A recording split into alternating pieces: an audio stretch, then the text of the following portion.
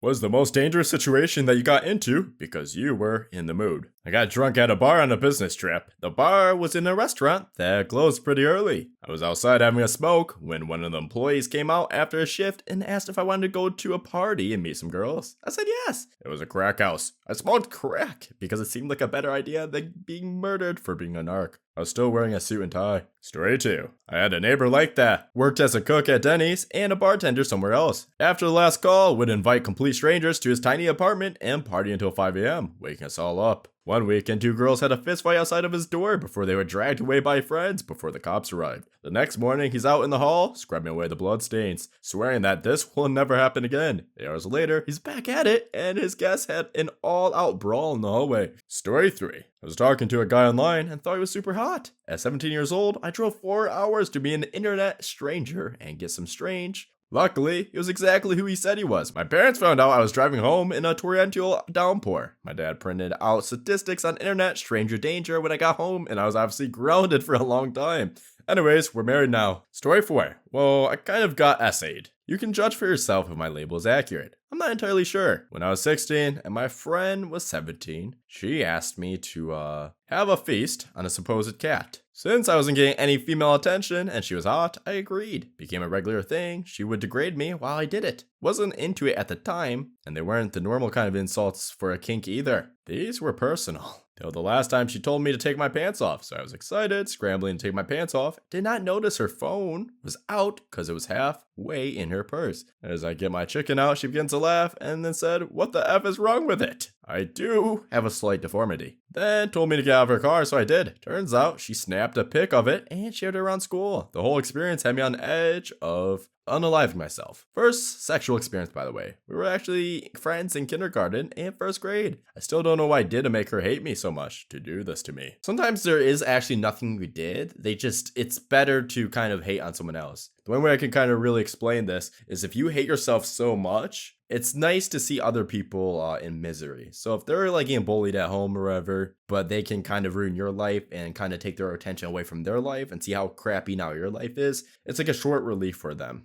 Obviously, this is not always the case. Story 5. Me and my buddy met some chicks at a bar one night, and instead of just bringing them back to our place, we thought it would be a good idea to take them fishing. 5 minutes into it, this chick is on me. I figured the following day, my butt was directly on top of poison ivy. I don't know if anyone has ever had poison ivy all the way in the crack of your butt, but it's pretty intense. Story 6. I once had a girlfriend who left a trail of her clothes leading to my bedroom, where she was waiting under the covers, naked, holding a diving knife between her breasts. She wanted to see if I'd look at her body first or the knife. She also gave me a vial of her blood as a present one time. Alright, I don't know what the heck these people are into. If you're giving me a vial of your blood, I'm gonna do the skedaddle. That's just weird in my opinion. I mean, no, I'm sorry. I don't mean to hate on anyone that likes that stuff. I'm just personally not for me. Story 7. I was a single guy trying to find a date on Craigslist. I reached out to this outdoorsy, super fit, adventurous woman. We talk, we hit it off, so I invite her on a first date to go for a nice long hike in the Oregon wilderness.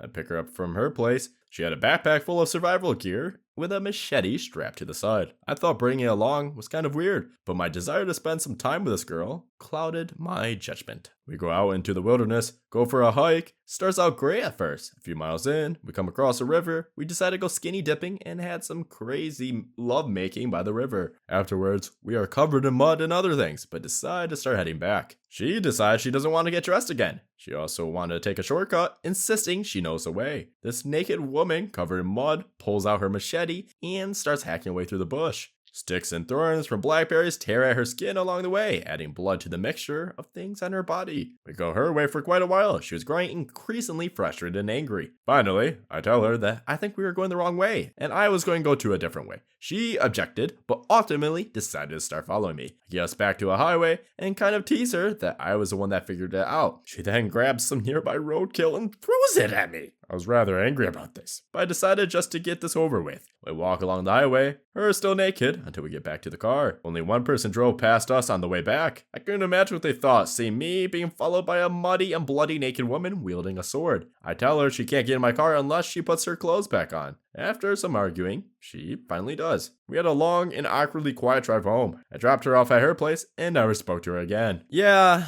There's a lot to kind of unpack here. Like, why does this person insist on being naked? Like, realistically, why do you enjoy getting like all cut up and naked and all that? Also, imagine arguing with someone like, oh, I have to put my clothes on to get in your car. Oh my God. She probably goes to Twitter and she's like, oh, I hate men.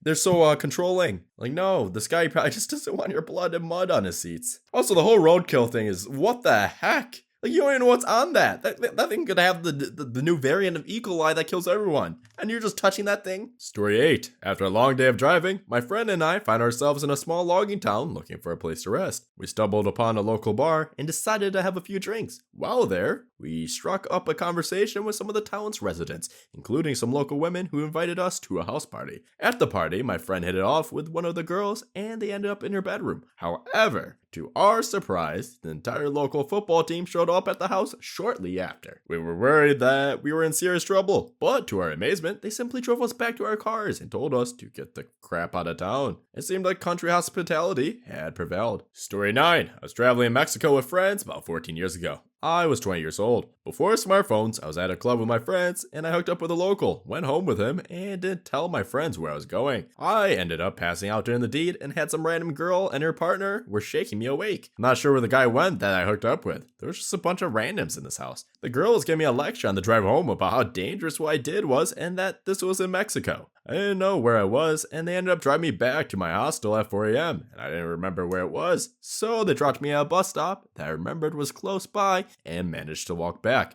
My friends walked in the room the next morning at 9 a.m. I thought it was hilarious at the time, and now that I think about it, it scares the crap out of me. Yeah, personally, I'd be so frustrated, if my friend just kind of ditched during like a travel trip, during a vacation, and they didn't tell me, and I didn't know what was going on, and then they just come back, they're like, yeah, I was just having fun. It's like you literally ruined that night for those friends. Story 10. A friend of mine wanted to date, but I wasn't super interested, having just gotten dumped and cheated on. So she locks her apartment door and sits in front of it until I agree to go out with her. I damn near made a run for the window. I didn't want to touch her in case she played the R card. So I lied my butt out of there and thankfully only took an awkward hug and a really crappy kiss. She proceeded to stalk me for 8 years, checking in every so often to let me know she missed me. Story 11. I broke up with a girl after she cheated on me, right after she demanded we be exclusive instead of just hooking up. And she locked the door to her house behind her, put the key in her panties, and told me that there was only one way out. As she was not very stable and I did not trust her, I thought of another way to get out, which was to call the non-emergency number for the police, explain the situation to them, and that I was afraid to touch her as I could see her filing a false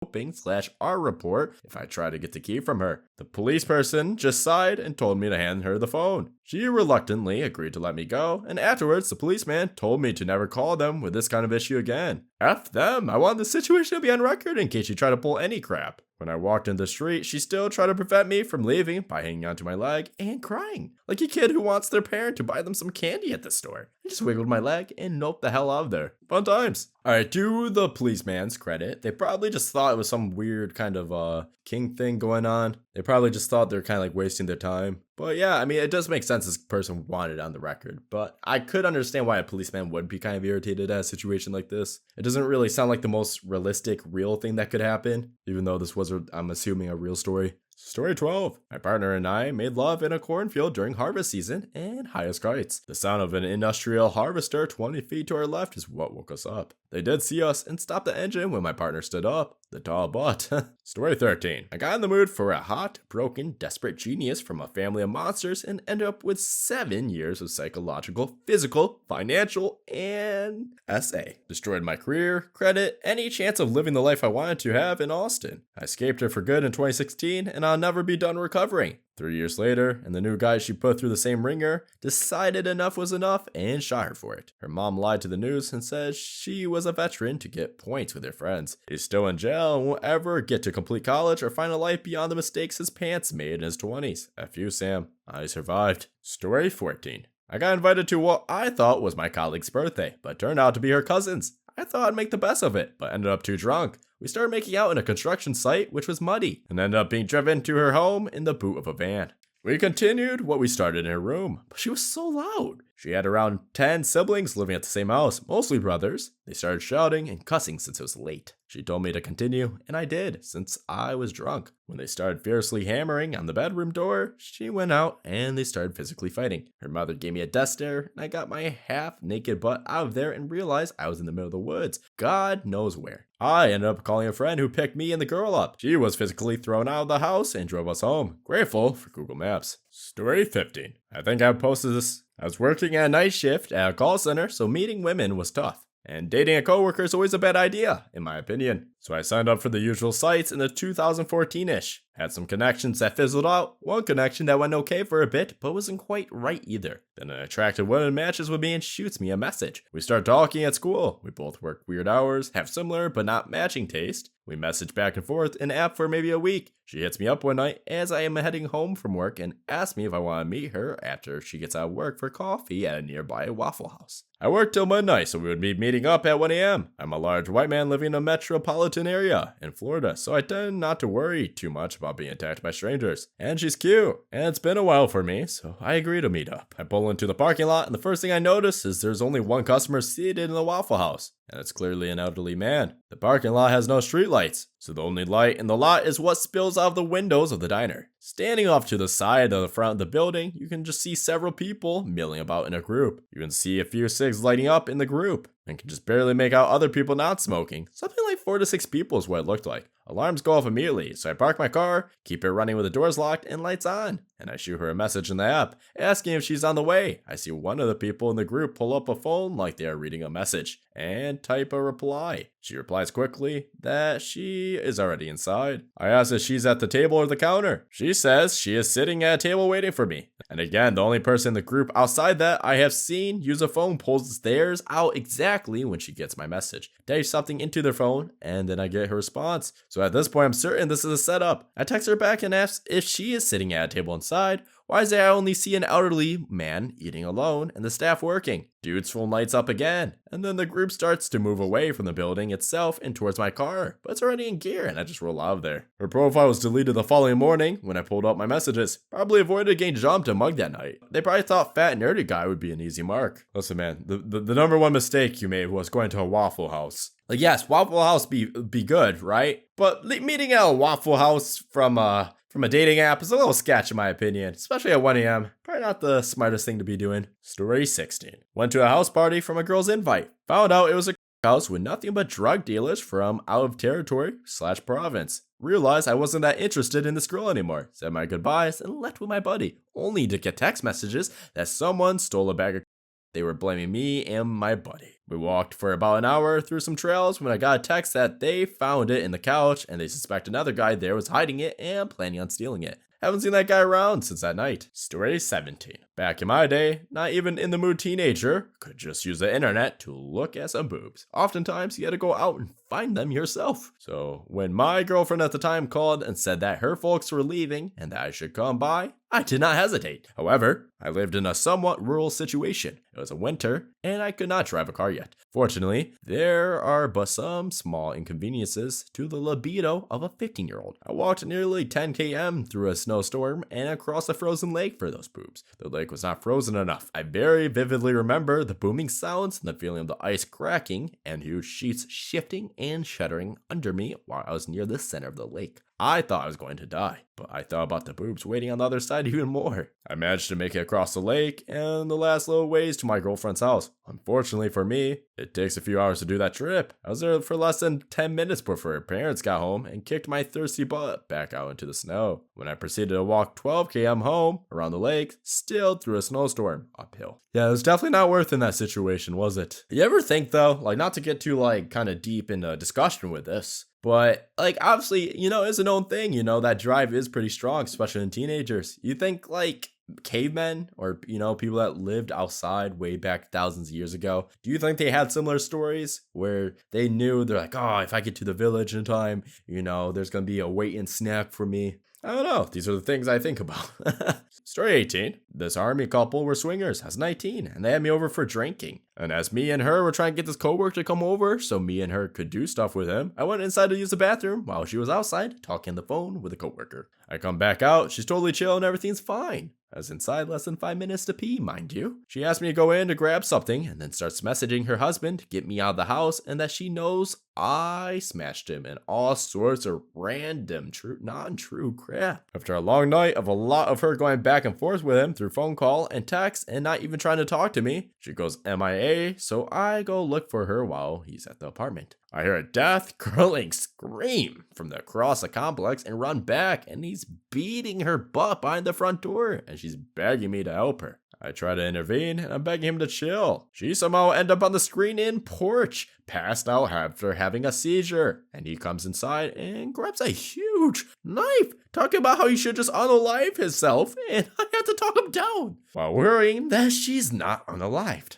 And hoping her 8-year-old daughter doesn't come out to her room to this, and then the cops show up, and I was underage and still kind of drunk. She magically wakes up and is perfectly fine, and tells the cops she wanted me out her house. Her husband gets arrested, and a cop took me home, and I spilled everything on what happened. And he just told me never get involved in that kind of stuff again, because a lot of military folks just lie about it for the drama of it all. One of the worst nights, all because they were both hot, and she wanted to do stuff. And nothing even happened. Story 19. There was this art exposition outside a concert hall / culture house where my girlfriend at the time worked. The exhibition had a lot of large sculptures and art installations. One of them was a yellow submarine from the Beatles song. It had an interior and all. You had to go down and hatch via a very shoddy rope ladder to get inside. One night after the place had closed, my ex and I decided to sneak inside the yellow submarine to smoke a joint and make love. Don't ask me why. It seemed like an exciting idea at the time. Once we were done, she climbed up the creaking ladder. Then it was my turn, and the ladder broke, trapping me inside the submarine. We had to go call a friend who lived nearby to borrow a rope to get me out of the submarine in the middle of the night.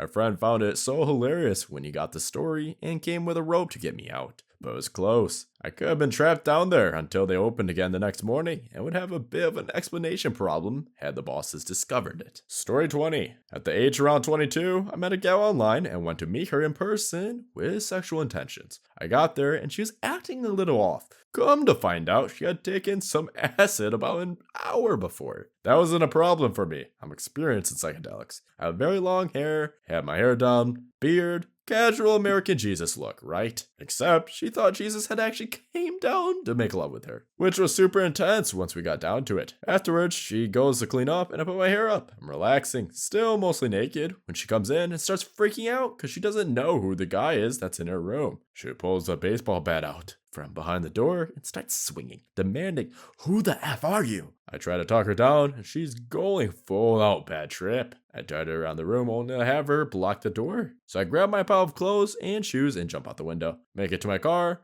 and jump in, trying to crank it and get the hell out of there when she comes running out and smashes my mirror off. Luckily, didn't get the windshield. The next day, she was texting me apologizing, asked me to come over because I left my vape there. I declined. Story 21. Over a decade ago, I got effing crap hammered at a bar with a bunch of Marine buddies somewhere in San Diego. Last call happens. Way too drunk me meets way too drunk girl at the bar. Do a shot together and decide to dance it out for the 10 minutes left in the night. We fiercely make out on the now well-lit dance floor. She invites me back to her place, tell my buddies I'm going home with this girl. I run into another friend outside the bar, tell him where I'm going. She invites him along because she has a friend at home. Sure, he comes along. Fast forward to getting to her place and she says she's a med student or something. And we're going to a house party, not her house, but we'll go there after. But first, we need to get her friend at the house party. Cool, 3 a.m. Get to the house party, drink a bunch more, and then do some lewd crap on the kitchen counter / floor. Come back into the main room where my buddy has his hoodie pulled over his head and is rocking back and forth, talking about his dead dog and how much he loves and misses her. I sober up with a goddamn quickness and take an effing look around. This is shady as F. Drugs are everywhere. The dudes at this party don't look super savory. Tell my gracious lady friend that we gotta get my buddy out of here. He's having a rough time. She suggests that we head back to her place now, and that her husband / boyfriend isn't there, so we shouldn't worry. Apparently he's a Marine and deployed. Cool.